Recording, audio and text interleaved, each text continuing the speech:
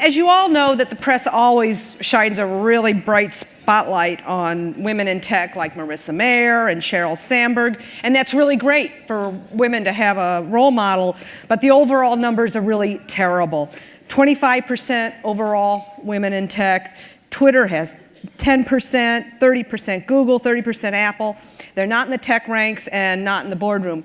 So Vivek, I'd like to start with you. If you have really studied this problem of women in tech and diversity as long as you have, how can we turn this around? How can companies do something different? Right. First of all, we have to admit that there's a problem. One of the battles I've been fighting in Silicon Valley is to get people to realize that women are indeed at a disadvantage, that it's not their fault. It's not a pipeline issue. It's an exclusion issue. And then essentially we have to change hiring practices. We have to get companies to change the way they promote, the way they treat women. I mean, all across the board, companies have to get their act together. And then in the entrepreneurial ecosystem, we have to now get the venture capital system to acknowledge that it's a boys' club, and there's deep bias against anyone that doesn't look like the venture capitalists themselves. Well, and then, so do the boys need a finishing school? What's that? Do the boys need a finishing school? The boys need reprogramming. That's the sad thing here. That they need to get their heads corrected because they believe their own press. They believe that they're macho. They believe that they succeeded because of some special skills that they have, versus a system that's geared towards men. I mean, it's really an exclusionary boys' club. And this is what needs to be called out and fixed. Kimberly Bryant, who's to my right, you're a former engineer and entrepreneur who founded the nonprofit Black Girls Code. Is it a double lift for minorities? And what can we do? I absolutely believe it's a double lift for minorities. We really are dealing with that intersectionality issue. So being a woman of color as well as being a female in the industry, as Vivek mentioned, and all the perils and the pitfalls related to that, we're dealing with these two issues at the same time. So when all of those numbers came out, one of the things that I immediately found interesting is that it really didn't demarcate in terms of how many of those that were 3% women were women of color. And to me, in doing the work that we do, we know that number is probably 1% or less. So whereas the issue that we're facing, getting more women in the door, is daunting in and of itself, when we go and add the issue, an added element of race and women of color, it becomes even larger. How do you make something like coding sexy? I mean, there's so much culture out there, there's video and all kinds of other things. How do you attract more women to tech? Well, women are already like some of the earliest adopters of technology anyway. So we're utilizing tech. We're the consumers that are using all of these products, and oftentimes the first ones to purchase them. So I think it's just in terms of changing the mindset more of everyone else, and that if we're using the technology, of course, we can create the technology as well. So what can Washington do? Congresswoman DelBene, you've been on both sides. I mean, you worked at Microsoft. You're also an entrepreneur. First, has it gotten any better, and what can we do? I think we've seen some cultural changes. It's definitely been a very male-dominated industry when I started out, and now we see much more diverse cultures and many different types of technology companies out there. And as Kimberly mentioned, we have technology in many, it's not just on a PC anymore, it's all over. It's in wristbands and cars, and we had a young woman I was speaking with the other day who had started a company that was using program with fabrics, where fabrics had fibers inside them, and they could actually change the movement or the color of the fabric, and just a very unique idea. So this idea of combining technology and design, or in healthcare, the breadth of issues is, I think, one of the reasons you're going to see more and more people involved with code. But I think part of it is also just having that experience of sitting down and seeing the impact of a simple program that you might write. Right. Congressman Eshoo, you're in a district where there's a lot of Silicon Valley companies. What do they tell you, and what do you tell them about getting more women involved, and how are you approaching the issue? Well, I think number one, as Vivek said, there has to be an acknowledgement that the numbers are really dreadful. but this isn't something that's new in terms of so many professions, so many businesses, so many areas, positions in our national society. When you see what the numbers of women were in law school years ago compared to what it is today, we were chatting about it before we came to the stage. At the Stanford Medical School, more than half of the new class are women. So this is an industry that began to grow, and it was founded by males. That's not a surprise. The way you change it, I think there are many ways to change it. Number one, the companies themselves. If the person at the top says this is a priority, then it will be a priority, and it will be manifested throughout the organization, through the HR department, et cetera, et cetera. But when you look at minorities particularly, in 12 states in 2012, there was not one African American student that took the computer science AP exam in 12 states.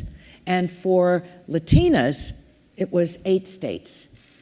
I mean, it takes your breath away.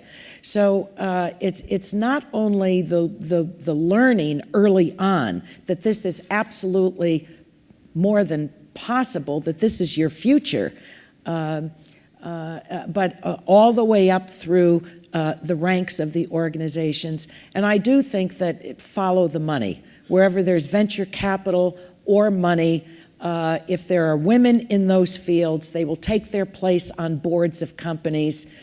When they do, then a lot of the changes, the healthy changes, will begin to take place. But of course, we work in an institution that is still dominated, heavily dominated by men, and we're changing some of that slowly. Our country is over 200 years old, so.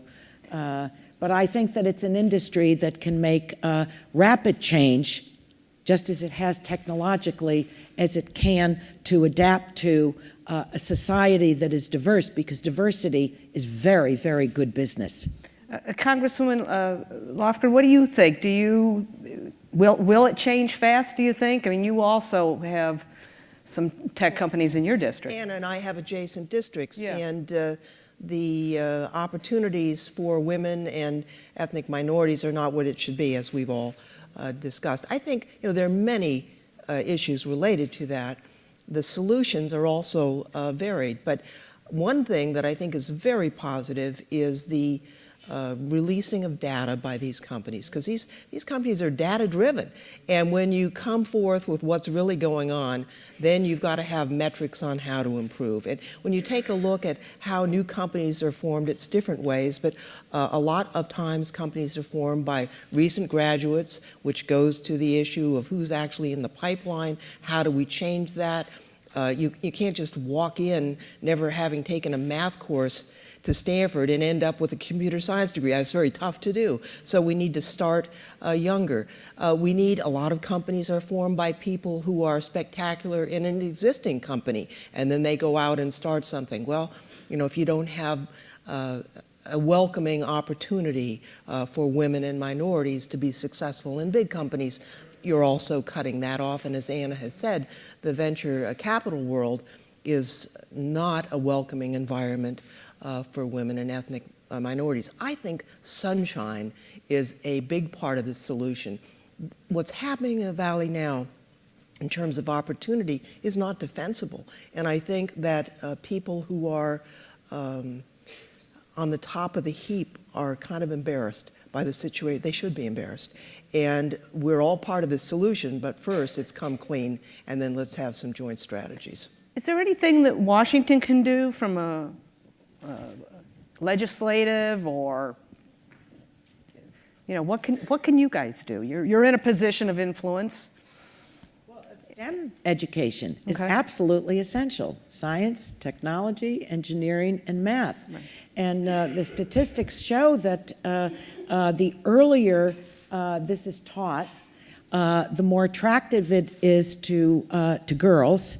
And then to young women. But something happens between the 3rd and the 5th grade that there's a drop-off. So it not only needs to be taught, I think, in an exciting way. You know, I think that role models are really powerful.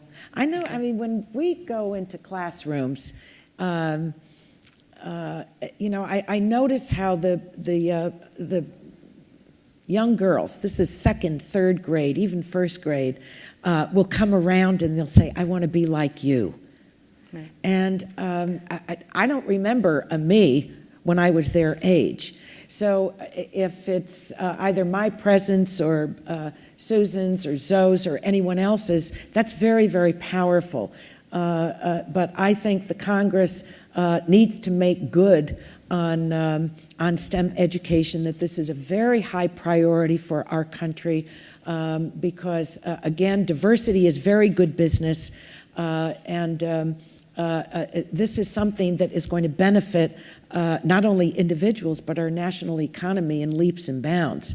I mean, when you see what the average income is for engineers in the Valley, some $93,800 a year starting, that's one hell of a salary. You talk about role models, Vivek and Kimberly. Maybe you can talk about, are some of those role models, is Marissa Mayer, Sheryl Sandberg, or some of these, the woman from Intel, IBM, I mean, are they helping, are they getting involved?